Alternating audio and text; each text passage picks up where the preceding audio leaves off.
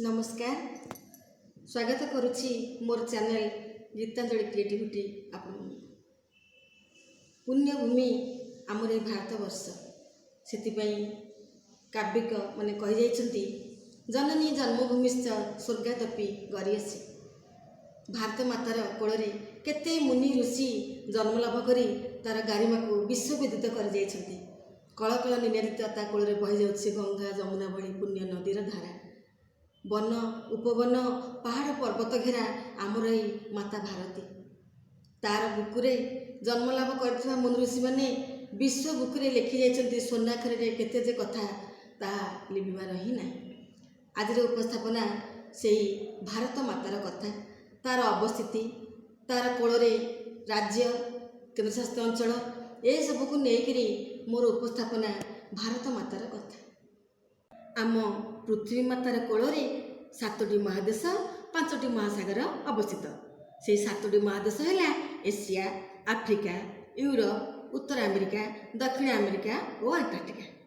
5टी महासागर नाम है भारत महासागर, प्रशांत महासागर, उत्तर महासागर, दक्षिण महासागर और आटलांटिक महासागर। चिर वंदनिया माता भारतीर शरीर को आम अनुधान कले एक देवीतुल्य से विश्वर वक्षरे जन दंडायमान होइछि। 3 पटे जलभाग आ गोटे पटे स्थलभाग, 3 पटे जलभाग आ गोटे पटे स्थलभाग थिबारु याको एक अंतरूप बोली आमे विवेचना करिथाउ। आम भारतवर्ष एशिया महादेशर दक्षिण पार्श्वरे अवस्थित। यार मध्यभाग दे कल्पना करा जायछि कर्कटकांति रेखा। माता भारती को जदि आमे अनुधान करिबा कौन देवीकर शरीर ठार भी कम नुहे। हिमालय शुभ्र हिमालय तार मुकुट भली शोभा पाउछि। पाद को धोई नौछि आमर भारत महासागर। अति सुंदर रूप बहन करी विश्वविदित माता भारती तार कोल धरी रखिछि केते राज्य केते केन्द्रशासित अंचल ताकू मध्य आमे जानिबाकू आगकू जिबा। पुराण रे आम भारतवर्ष नाम थिला जम्बूद्वीप। वर्तमान हिंदुस्तान इंग्राजी आमे इंडिया बोली कहूछि। आमे वर्तमान जिबा राज्य केन्द्रशासित अंचल सेमानकर राजधानी और केउ राज्यर केउ भाषा। प्रथमे आम राज्यर ही आरंभ करिबा। राज्य है ओडिशा, राजधानी है भुवनेश्वर, मुख्य भाषा है ओडिया। पश्चिम राजधानी है कोलकाता, भाषा है बंगला। सेहीपरि बिहार राजधानी पाटना, भाषा है हिंदी। आसाम राजधानी है दिसपुर, भाषा है असमिया। पंजाब राजधानी है चंडीगढ़, भाषा है पंजाबी। हरियाणा राजधानी है चंडीगढ़, भाषा है हिंदी। राज्य ना है तेलंगाना, हैदराबाद है तार राजधानी, भाषा है तेलुगु। झारखंड राजधानी है रांची, भाषा है हिंदी। उत्तराखंड राजधानी डेहराडून, भाषा है हिंदी। छत्तीसगढ़ राजधानी है रायपुर, भाषा है हिंदी। गोवा राजधानी पनाजी, भाषा है कोंकणी। अरुणाचल प्रदेश राजधानी है ईटानगर, भाषा है आसामी। मिजोराम आउ राजधानी है आइजल, तार भाषा है मिजो। राजस्थान राजधानी है जयपुर, भाषा है हिंदी। सेहीपरि हिमाचल प्रदेश राजधानी है शिमला, तार भाषा है हिंदी। मेघालय राजधानी शिलिंग आ भाषा है खासी और गारो। सेमती मणिपुर तार राजधानी है इम्फाल, भाषा है मणिपुरी। त्रिपुरा राजधानी अगरतला, भाषा बंगला। सिक्किम राजधानी है गंगटक, भाषा है बोखाली। राज्य है नागालैंड आ राजधानी है कोहिमा, भाषा है नागा भाषा। सेठी इंग्राजी कहते। सेमती राज्य है गुजरात, राजधानी है गांधीनगर, भाषा है गुजराती। महाराष्ट्र राजधानी मुंबई, भाषा है मराठी। उत्तर प्रदेश राजधानी लखनऊ, भाषा है हिंदी। कर्नाटक राजधानी है बांगालोर, भाषा है कन्नड़।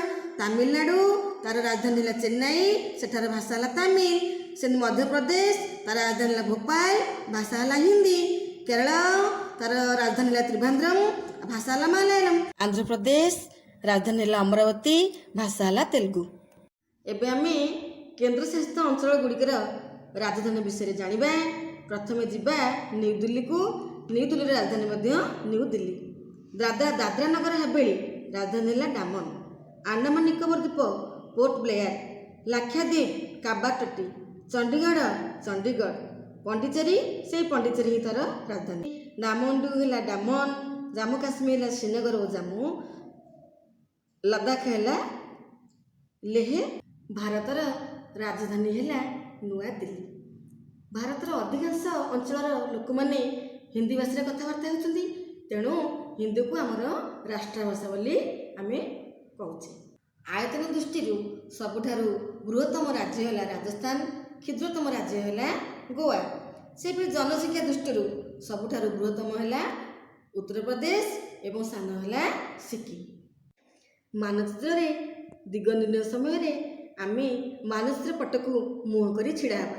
ଆମର ମୁଣ୍ଡ ପଟଟି ରହିବ ଉତ୍ତର ଦିଗ, ପାଦ ପଟଟି ରହିବ ଦକ୍ଷିଣ ଦିଗ, ଡାହାଣ ହାତ ପଟଟି ରହିବ ପୂର୍ବ ଦିଗ, ବାମ ହାତ ପଟଟି ରହିବ ପଶ୍ଚିମ ଦିଗ। ଏବେ ଜାଣିବା ଆମ ଭାରତକୁ କେଉଁ ସାଗର ମହାସାଗର ଘେରି ରହିଛନ୍ତି।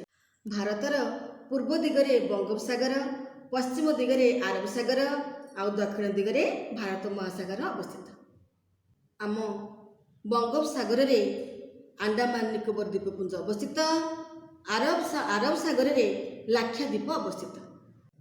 ଆମର ସାଗର ମହାସାଗର ବିଷୟରେ ଜାଣିଲେ, ଏବେ ଯିବା ଆମର ପଡ଼ୋଶୀ ଦେଶ ଗୁଡ଼ିକ ପାଖକୁ। ଆମର ପଡ଼ୋଶୀ ଦେଶ ଗୁଡ଼ିକ ହେଲେ ଚୀନ, ପାକିସ୍ତାନ, ନେପାଳ, ଭୁଟାନ, ବାଂଲାଦେଶ, ମିଆଁମାର ଓ ଶ୍ରୀଲଙ୍କା। ଆଜିର ଭିଡ଼ିଓରେ ଆମେ ଭାରତ ବର୍ଷର ଅବସ୍ଥିତି, ତାର ପଡ଼ୋଶୀ ଦେଶ, ସାଗର ମହାସାଗର, ଆଭ୍ୟନ୍ତରୀଣ ରାଜ୍ୟ, କେନ୍ଦ୍ରଶାସିତ ଅଞ୍ଚଳ, ତାର ରାଜଧାନୀ ଓ ଭାଷା ଭଳି ଅନେକ କଥା ଜାଣିଲେ। ଆଗକୁ ମଧ୍ୟ ଏହିଭଳି ଶିକ୍ଷଣୀୟ କାର୍ଯ୍ୟକ୍ରମ ଜାରି ରହିବ। ଆପଣମାନେ ମୋର ଏହି କାର୍ଯ୍ୟକ୍ରମ ଗୁଡ଼ିକୁ ଦେଖିବା ପାଇଁ ମୋର ଚ୍ୟାନେଲଟିକୁ ସବସ୍କ୍ରାଇବ୍ କରିବାକୁ ଭୁଲିବେ ନାହିଁ। ରହୁଛି, ନମସ୍କାର।